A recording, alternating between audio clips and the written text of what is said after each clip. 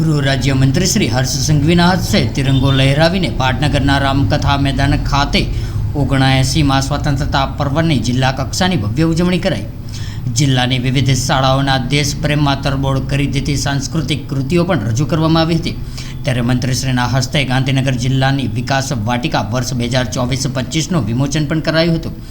ગાંધીનગર તાલુકાના સેક્ટર 11 રામકથા મેદાન ખાતે ગૃહ રાજ્ય મંત્રી શ્રી હર્ષ સંઘવીની અધ્યક્ષતામાં 79માં સ્વતંત્રતા પર્વની ગાંધીનગરના જિલ્લા કક્ષાની ઉજવણી કરવામાં આવી હતી। ત્યારે સ્વતંત્રતા પર્વની ઉજવણી પ્રસંગે મંત્રીશ્રીએ તિરંગો ફરકાવીને માનભેર તિરંગાની સલામી આપી હતી। ત્યારે મંત્રીશ્રીએ ખુલ્લી જીપમાં સવાર થઈને પોલીસ પરેડનું પણ નિરીક્ષણ કરીને સલામી આપી હતી।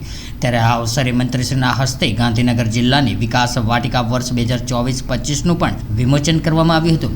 ત્યારે આ અવસરે મંત્રીશ્રીના હસ્તે રમતગમતમાં શ્રેષ્ઠ પ્રદર્શન કરનાર ખેલાડીઓ, પોલીસ વિભાગના અધિકારીઓ, નગરપાલિકા અને 108 ઇમરજન્સી એમ્બ્યુલન્સ જેવા ક્ષેત્રે પ્રશંસનીય કામગીરી કરનાર પ્રતિભાઓનું પણ સન્માનપત્ર અને ટ્રોફી દ્વારા સન્માન કરવામાં આવ્યું હતું।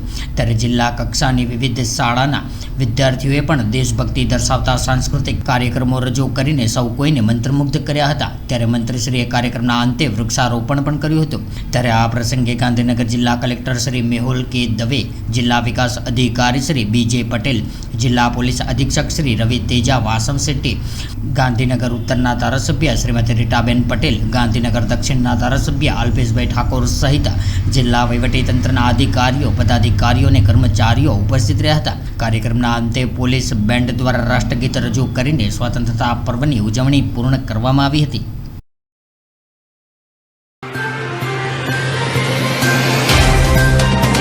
तो व्हाट्सएप, ट्विटर, फेसबुक, इंस्टा जहाँ भी आपका अकाउंट है, इसे शेयर बटन के द्वारा वहाँ पर शेयर करें।